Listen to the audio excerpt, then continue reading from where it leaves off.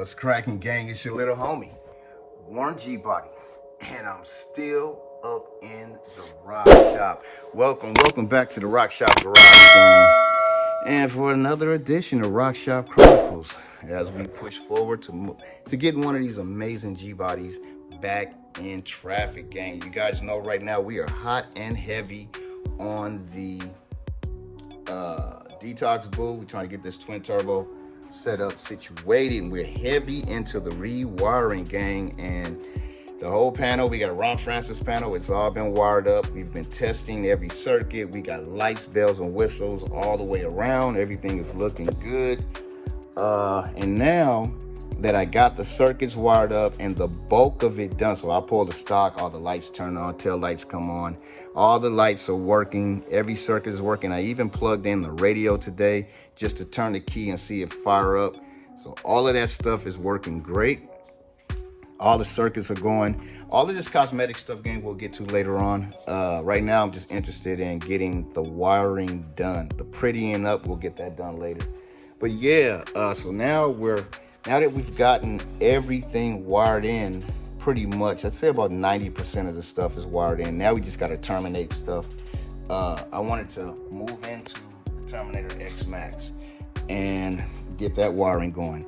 And what I found, gang, now let's take a look at my Elco.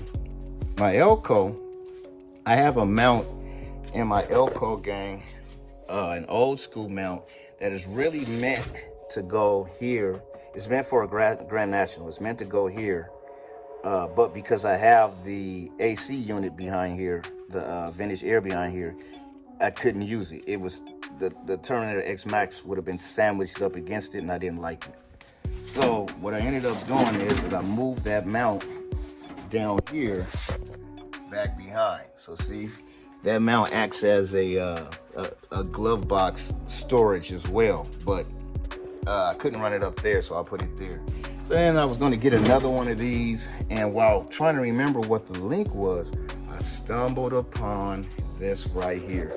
This company is called CircuitWorkz. They're out of Australia, and they had a mount specifically for the Terminator X Max. And this is clean, gang. This is really clean. You feel me? Real sharp. Yeah, but every time I saw it on my Instagram feed, and they have like an animation of how it works. So it has a piece sitting here, and then it has all these sitting on the side, and then it's like, it does like this, you know, it moves along, and the piece falls in, and then it shows the hardware going into it. But they would never show the Terminator X Max brain mounted to it. It would always be sitting right next to it or off to the side. And I was like, well, how does this work? If I mount it, it's just gonna pop back out. So this goes in, all the feet go in. All the feet go in like that. And then you put the Terminator X Max. So my thought was at the time that once I screwed it, it would just pop back out because there's nothing on the other side to hold it.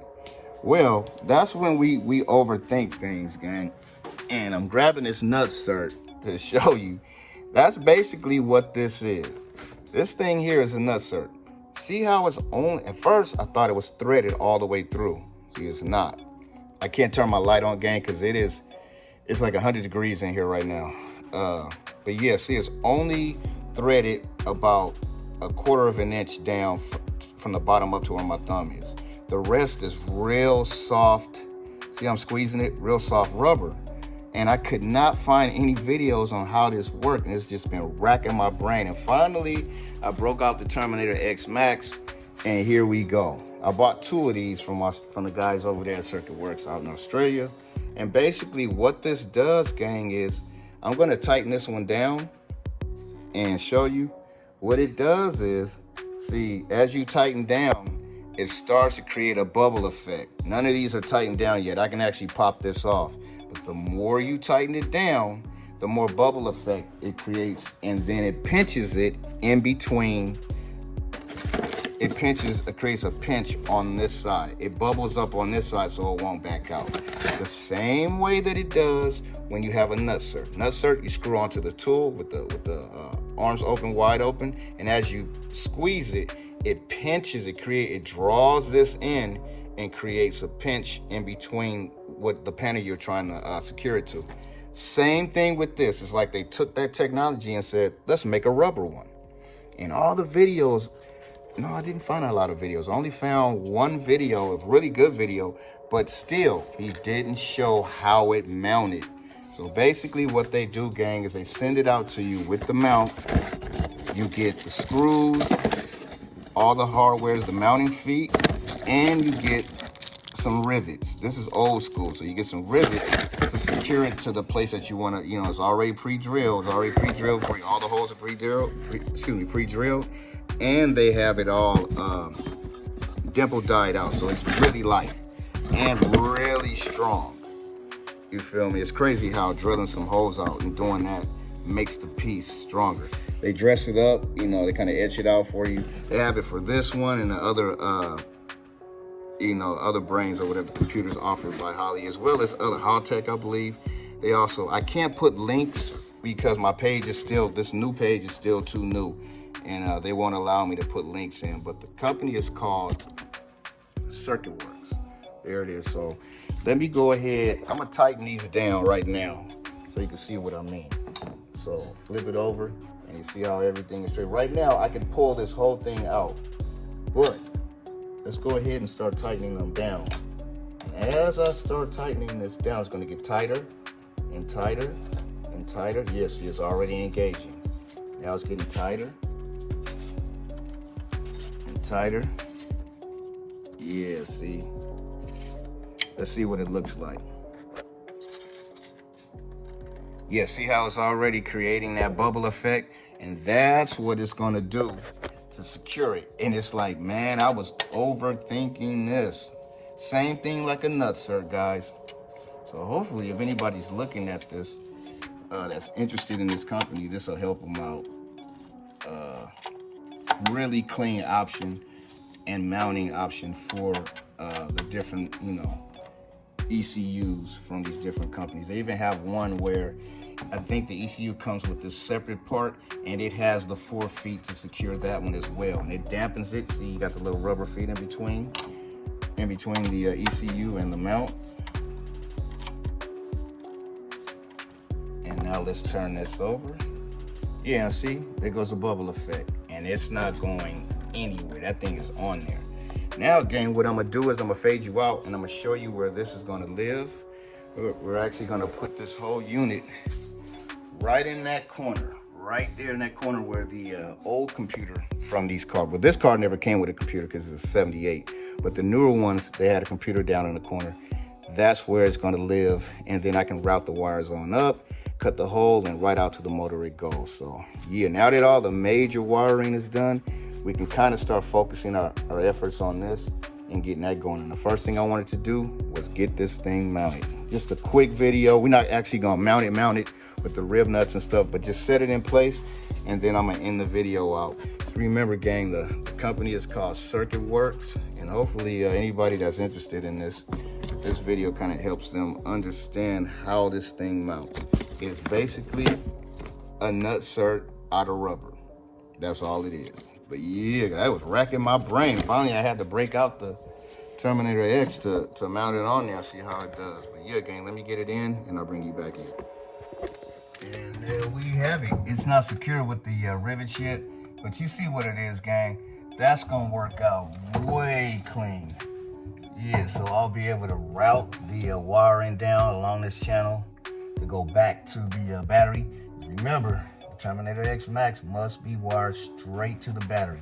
No little junction boxes, no little junctions. It needs to go right to the battery. So yeah, this position will give me plenty of real estate on the wiring. See, when I did the El Camino, I put it on that other mount up underneath the seat, and all that wiring length got ate up because the exit hole was high, the mount was way back, and so I couldn't get the transmission through or none of that and be able to make it down to the transmission. So on that project, I got to drill a hole out down here and run the transmission stuff. But here, we got plenty of room. That looks very clean. So yeah, gang, I'm gonna close the video, but that's pretty much it. Hopefully this helps somebody that's been looking at this, wondering how this thing works. it is really a really clean option. I mean, look how that looks. Very professional, very clean. Let me go get one more look at the whole deal. You can see what it looks like. But yeah, we are getting closer and closer to firing this up. And then we'll be doing the same thing on the LS3 for the SS. And I think with that one, I don't know where I'm gonna mount that one. I might do the same thing and put it in the corner over there.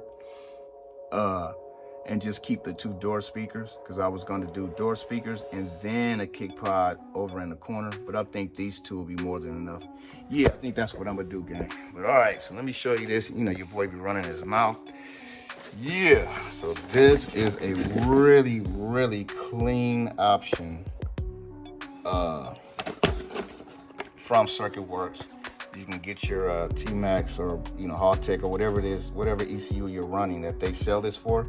Really clean option on how to get it cracking. But yeah, gang, it's a quick video, man, to show y'all we still moving and grooving. We still getting it cracking here up in the rock shop. Let me get a couple of pictures of this for my screenshot.